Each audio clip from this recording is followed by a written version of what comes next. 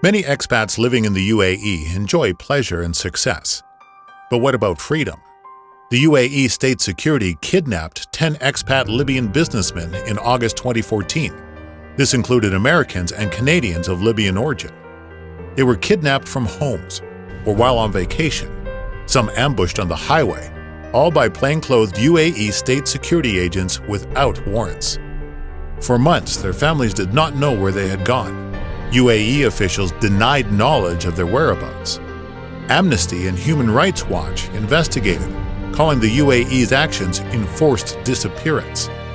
They also reported the kidnapping of these innocent people were consistent with hundreds of similar cases corroborating the UAE's state security's systemic approach for collecting intelligence by illegally arresting, searching, detaining, interrogating, torturing, and finally deporting innocent people once their bruises healed.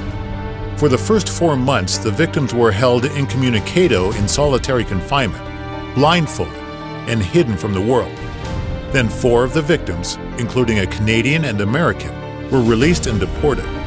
6 remain. Those released have confirmed that the UAE state security detained these individuals as political hostages to collect information about Libya.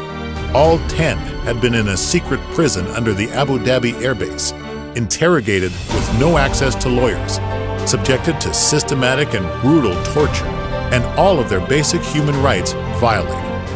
Canadian and U.S. authorities have been highly restricted from seeing their citizens by UAE authorities, a violation of international treaties.